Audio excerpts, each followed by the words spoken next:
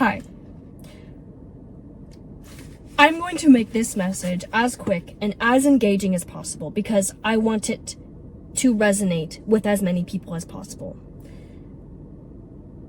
Because I truly think it is the key not only to manifestation and easily attracting your desires, but it is the key to having a full, fulfilling, rich life where you actually deeply get to know yourself, where you actually get to experience the full range of being a human. Now let's get to it. I am going to read you a very brief diary entry that I did this morning, and there's going to be some practical things that you can implement in your own life at the end. So, you cannot be happy all of the time, but you can be appreciative all of the time. So just a little bit of context. I've always wanted to be a musician.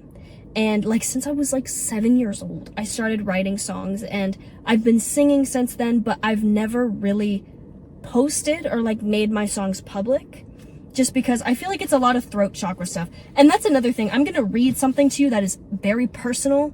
So my apologies if my voice is quivering or shaking. It's definitely some throat chakra stuff where I'm oh, I'm scared. I don't want to share this. So anyways, let's get to it. No, I don't have a platform on Spotify, and I don't even have 5,000 YouTube subscribers. But what's most beautiful is I don't need any of those things to fully flow, to feel whole, to show up for myself and my loved ones in a way that a being of light and joy would. I don't need any of those things to feel the sun and fully enjoy and breathe life into the present moment. That's why alignment, this is the key, that's why alignment is the most valuable piece of the journey of life. Because I know by operating at this state, I attract more because I am existing at the same wavelength as it, and like attracts like.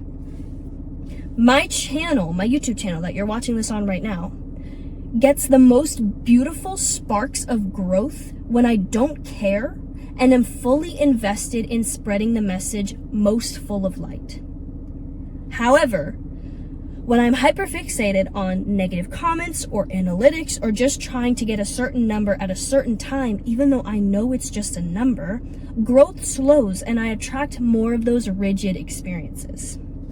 But this is where people get tripped up, me included. This isn't a bad thing. Those moments are not a bad thing. You should not fear or avoid these moments because they are where your wounds and healings and lessons for growth exist. There is no hierarchy or superiority in emotion or experience. That is something our ego likes to say, or dark forces, but I don't know if some of y'all are ready for that, or darker energetic forces to cause blockages and keep us stuck and comfortable in an old identity. But the truth is that there is oneness. And so this is a little drawing. I'm not a good drawer. I drew me crisscross, and then there's this wavelength across the page. And this is just me visualizing the frequency of intrusive thinking, fear of failure, of a period where my ego is very loud and I feel pressure. And on the side, this feels really bad. You might have a similar time, right? You might resonate with that where it's oh yeah, I have moments like that as well. However, this frequency, even though we like to label it as low vibe, as bad for you, it guides you and allows you to return to a state where you relearn lessons. Maybe remembering old realizations or adopting old or new helpful habits. This is the state that will always bring you towards change. It will always guide you to something better. So we always come out of low vibe or low frequency emotions and experiences with new clarity, joy, and knowledge. There is always a glow up whether physically, emotionally, spiritually, because it's always in balance. So, all of that to say, if you're still here, I love you. So, the task here is to align by removing blockages. Actively allow yourself to experience flow by connecting to the present moment. And now I have 4 actionable things for you. This means, number 1, treating your triggers and pain that arises like a wounded animal. I want you right now to picture, if you have a pet, or if you have a niece or a nephew or a best friend, someone who is very precious to you, someone who you treasure a lot. And now I want you to think of your triggers.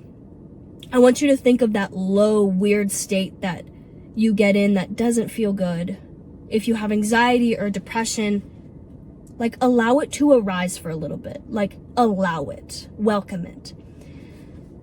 You know intuitively how to treat a wounded animal when you see it on the street. If you were to see your pet or the person that is precious to you just like outside your front door and they're scared and they're hurting, how would you treat them?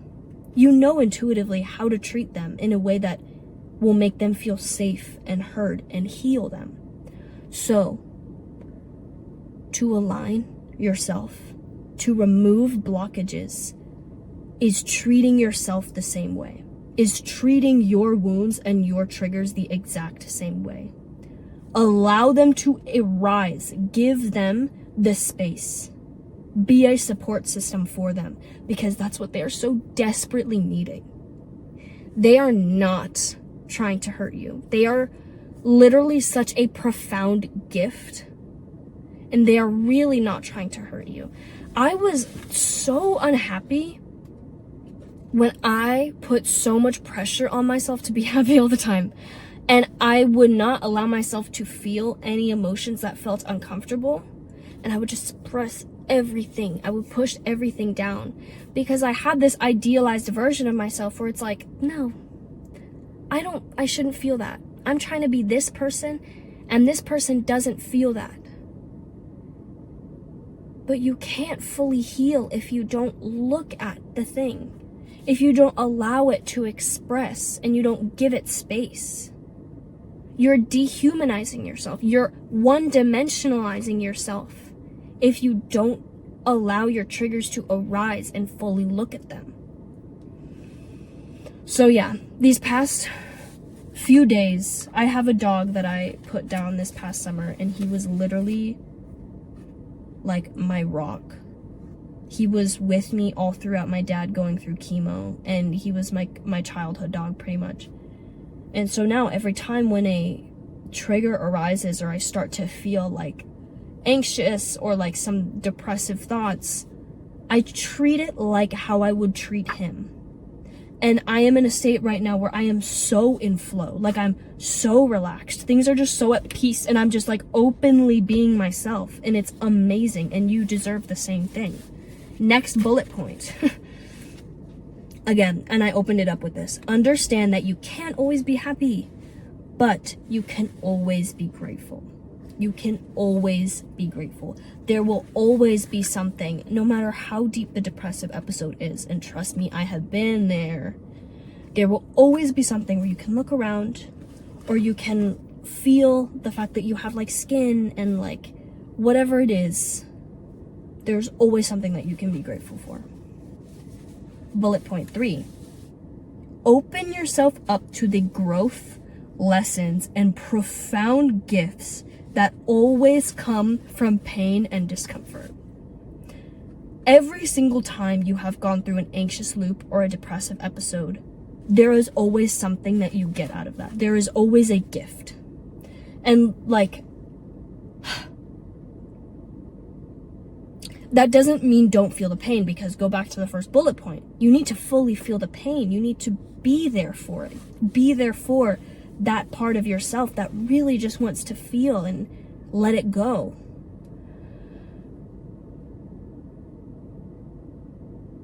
And through every dark moment, there is always going to be a shift in you. Every single dark moment. And number 4, it's easier to connect when you're disconnected.